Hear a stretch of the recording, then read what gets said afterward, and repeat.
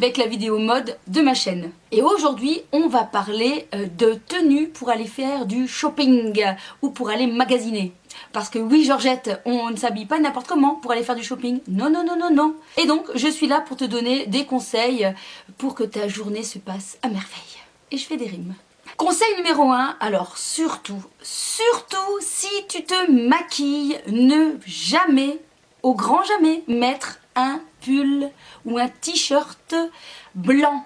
Parce que là, c'est la catastrophe assurée. Tu vois ce que je veux dire ?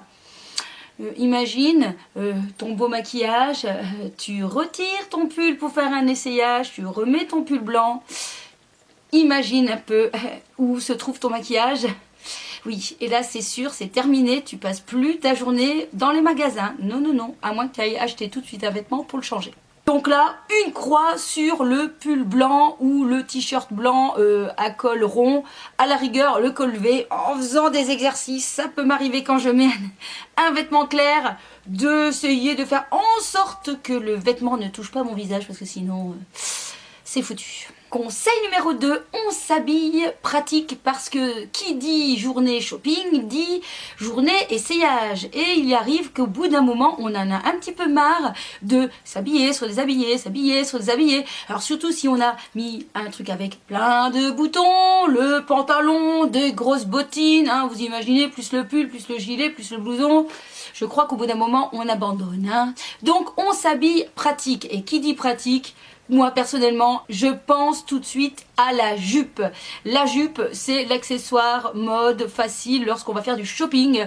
Tout simplement parce qu'on sait glisser le pantalon sous la jupe, on sait essayer une autre jupe, on sait essayer des shorts, on sait essayer plein de choses et ça va super vite. Alors, troisième conseil, on évite aussi de s'habiller version polaire. Je sais bien qu'en ce moment il fait froid, mais c'est pas une raison pour mettre 3 pulls, 2 gilets et un gros manteau, parce qu'il va y arriver quand même un moment où tu vas avoir trop chaud, et ça revient aussi au conseil numéro 2, c'est-à-dire le fait de s'habiller déshabiller, au bout d'un moment tu vas en avoir marre.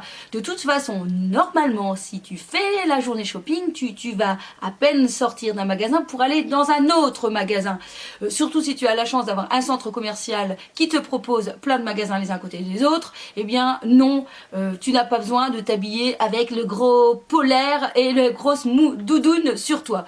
Tu peux tout simplement miser sur un gros bon gilet ou une petite veste en cuir et à la rigueur vraiment une écharpe si vraiment il fait moins 15 degrés dehors et que ta journée shopping, ce sont des magasins qui sont éloignés les uns des autres. Conseil numéro 4. Alors, tu vas normalement faire pas mal de pas dans cette journée, hein, et du coup, je pense qu'au bout d'un moment, qu'est-ce qui va se passer? C'est que tu auras mal aux pieds. Alors oui, parce qu'on piétine, hein, faut pas se leurrer, hein, on croit qu'on a fait beaucoup de kilomètres, mais en fait, on piétine beaucoup. Du coup, il faut mieux être bien dans ses chaussures, éviter de mettre des gros talons, des chaussures inconfortables, ou même carrément des nouvelles chaussures. Non, non, non, non, non, c'est peut-être pas le moment de sortir les nouvelles chaussures qui vont te refiler peut-être des ampoules à la fin de la journée, ce serait vraiment pas cool du tout. Du coup, tu mets plutôt, par exemple, une paire de baskets. Honnêtement, moi je sors souvent les baskets. Je trouve que ça va déjà avec tout.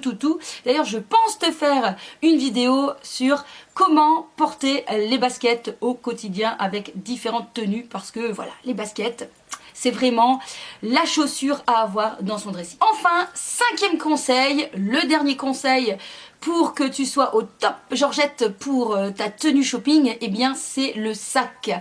Imagine que tu doives essayer plein d'articles dans le magasin. Si tu te retrouves avec un sac à main que tu dois tenir en plus à la main, dis-toi que ça va pas être très pratique. Hein. Non, non, non, non, non.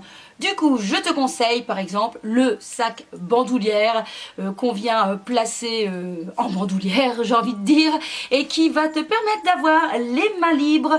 De toute façon, ce jour-là, honnêtement, tu n'as pas besoin d'embarquer tout ton matériel, tu t'allèges. Moi, personnellement, je retire toutes les cartes qui ne sont pas, que je n'ai pas besoin. Bien sûr, je ne retire pas les cartes bleues, la carte de mon compagnon, de ma grand-mère, de mon grand-père, de mon papy, de ma mère, de mon père. Voilà, je prends toutes les cartes utiles pour pouvoir faire le shopping, mais toutes celles que je n'ai pas besoin, hein, du style, je sais pas, Carrefour, Cora, Auchan, je laisse de côté pour avoir un sac un peu plus léger et n'avoir que le nécessaire pour cette journée.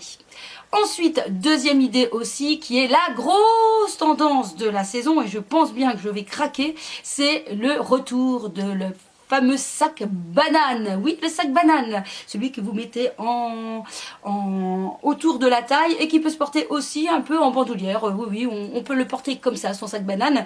Et là aussi, un moyen d'être tendance en ayant, encore une fois, les mains libres. Voilà. Ou alors, petite Filouze, tu as emmené ton homme avec toi faire du shopping et c'est lui, le portier. Et bien voilà, te voilà prête pour faire du shopping. Allez, on y va, parce que moi, j'ai envie d'y aller. Oui. On se donne rendez-vous, on y va quand? Allez, donnez-moi rendez-vous, on y va. En tout cas, moi, je te dis tout de suite pour la vidéo de la tenue quand je vais faire du shopping. Et puis, je te quitte, hein, parce que les magasins m'appellent. J'arrive.